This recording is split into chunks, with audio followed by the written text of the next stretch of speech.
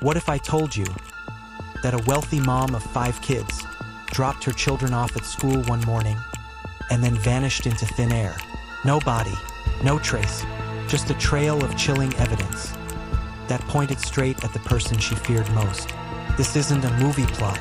This is the real-life story of Jennifer Dulos, a woman whose disappearance turned a quiet Connecticut town upside down. And once you hear the details, you'll understand why this case has haunted people ever since.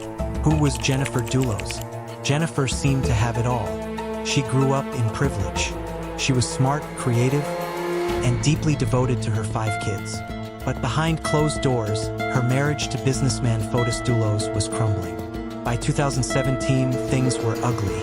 Jennifer filed for divorce, making it clear in court documents that she was afraid of him.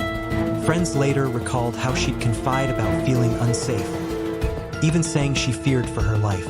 Imagine being a mom, fighting not just for custody of your children, but for your own safety every single day. That's where Jennifer was in the years leading up to her disappearance. The day everything changed.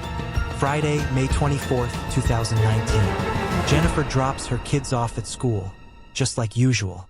She's seen returning home, and then nothing. That's the last time anyone saw her alive. Later that day, her black Chevy Suburban turns up abandoned near a local park.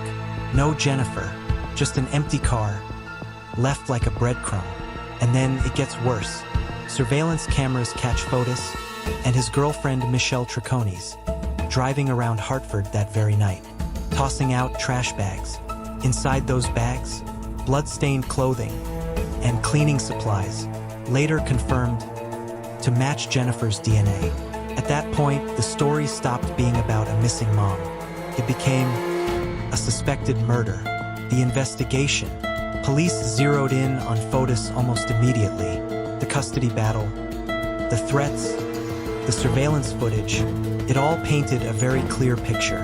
The evidence was overwhelming. Phone records tracing his movements, witnesses placing him in suspicious locations, DNA connecting Jennifer to the items he tried to throw away. Fotis was arrested for tampering with evidence and later charged with murder. Michelle Troconis and Fotis' own lawyer, Kent Mawani, were also pulled into the case. But before Fotis could stand trial, he made a shocking decision. In January 2020, he attempted suicide and later died in the hospital.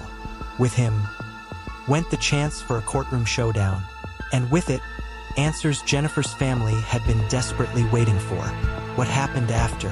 With Fotis gone, the case didn't end. Michelle Troconis has been battling charges in court, and the investigation continues to this day. Meanwhile, Jennifer's 5 children are being raised by her mother, a grandmother trying to give them stability in the middle of chaos. The public rallied behind them. Vigils, fundraisers, an outpouring of support showed just how deeply Jennifer's story struck a nerve, not just in New Canaan, but across the entire country. The lingering mystery.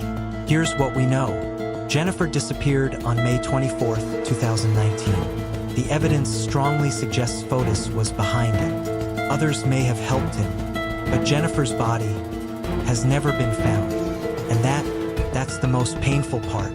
Without her, there's no closure. Her case is still open. Her children are still growing up without answers. And her community is still haunted by one question.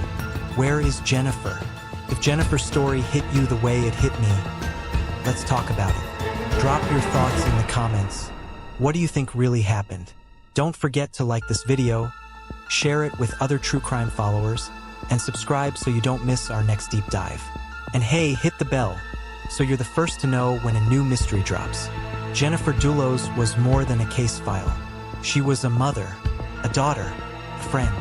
And while the search for answers continues, her story reminds us why we can't let these mysteries fade away. Because behind every headline is a life that mattered.